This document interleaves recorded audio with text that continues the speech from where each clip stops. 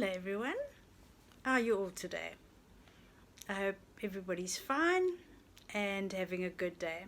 But you know what? If you're not, that's okay too, and that's what we're going to talk about today. And if you can notice, I've got a really angry red eye. Don't know how. Somehow, when I was taking my contact lenses out last night, I managed to almost gouge out my eyeball. So yeah, that's what this is about. Due to several different scenarios that have come up in my life just recently, we seem to think that there's a restriction on how we can feel, how we're allowed to feel, and how long we're allowed to feel that way. And we can't do that. And surely the more we give ourselves permission to feel the way we do and to feel the way we do for perhaps an extended period of time, the more understanding we'll also become of how others feel and what they're battling with. You might have had a little incident in your life recently, perhaps a burglary, a very small bump in your car, something similar, and a couple of days later, you find yourself feeling so low. You had insurance cover, the insurance has paid it, nobody got hurt. But still, you can't understand. You're questioning why you feel like you do. Well, you've been through something. So give yourself permission to feel like you do. Why do we do this to ourselves? We just feel that we've got to put up the stiff upper lip all the time and just accept everything that happens in life without showing any emotion about it. Always being strong. Some of you might remember last year in March, I set fire to my kitchen and almost burnt my whole house down. Now this happened about 2 days before lockdown. We had a complete lockdown in South Africa in March last year. And I had to move out of my house because I couldn't get any insurance assessors in or contractors to repair it, whatever. So I had to move out, and I had got lovely accommodation with a family member, and there was absolutely nothing to complain about. And a few days after being there, I just felt awful. I felt lost and didn't know where I belonged and was questioning myself all the time, saying to myself, surely you should be grateful for this lovely place you've been given to stay until your house is ready to move back in. Kept telling myself to cheer up, but I was wrong. I'd been through a trauma. Burning your house down is not nothing. When it happened, we were joking about it, and everyone said, how on earth did you manage to leave oil on the stove, and what were you doing outside when the oil was on the stove, all the usual jokes and everything. It wasn't a joke. It was very traumatic for me, and I never gave myself a chance to actually even feel that. I should have just felt it, processed what I was feeling, felt sad for my house that I just burnt down, and just given myself permission. We're just so hard on ourselves. Another thing I've noticed, when somebody loses a pet, especially if you're not really a sort of a pet person, I've heard people make the statement, for heaven's sake, it was a dog, not a child. No, it was that person's child.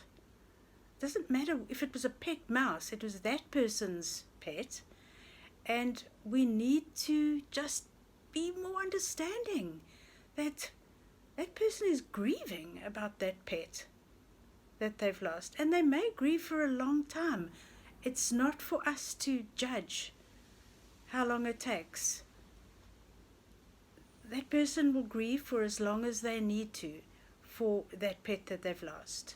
Of course, when you lose a partner, a spouse, a family member, best friend, that grief just can go on and on. How long should one be grieving? I don't know.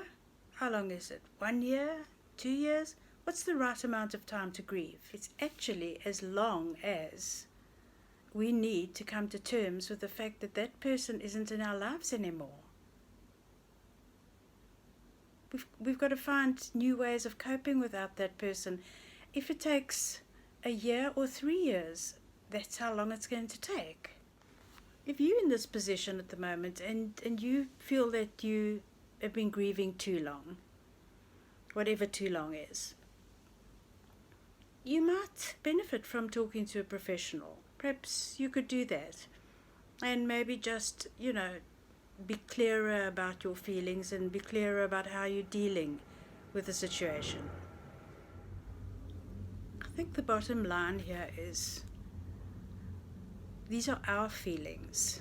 We're entitled to them, and we've got to give ourselves permission to feel the way we do. They're our feelings, and they will last as long as they need to last. I was talking to somebody earlier who is feeling particularly low after having gone through a trauma. And I thought to myself, if we didn't have the COVID situation at the moment and I could visit her, I'd just love to go there, and I'd love to just put my arm around her and make her a nice cup of tea and maybe take her a couple of flowers even, or put a blanket over her if she's cold, whatever, just comfort. But I can't do that because I can't visit her. But it did make me think, that is what I want to do for somebody that I care about. Why would I not be that kind to myself? If I've had a traumatic experience or anything that just rocked my boat so badly I felt really off kilter for a little while, why could I not be that kind to myself? Why could I not say today is just a video day or whatever it is that makes me happy? In fact, do for myself just what I would do for the person that I wish I could help at the moment. That's the bottom line, really. Being kind to ourselves. While we've been chatting, just noticing something that I've got here next to me. When I retired from the school, they gave me this bear. Isn't he just gorgeous? And you see, he says Care Bear. They gave me this because I used to run a little sort of scheme at school to help the underprivileged children, and with things that they didn't have. Sometimes they didn't have school lunch or new pair of shoes, whatever that. But that we called that Care Bears. So they gave me this bear when I left, and I was just looking at it as we're talking and thinking, we need to be Care Bears, don't we? And maybe we need to be Care Bears to ourselves as well. We also need the love. Well, until next time, please all take care of yourselves. Be safe. And I don't ask for likes and thumbs ups and that sort of thing. But please, if there's anyone that you know could benefit from my videos, please share it. If there's just one more person I could reach, it would make me so happy. Bye for now.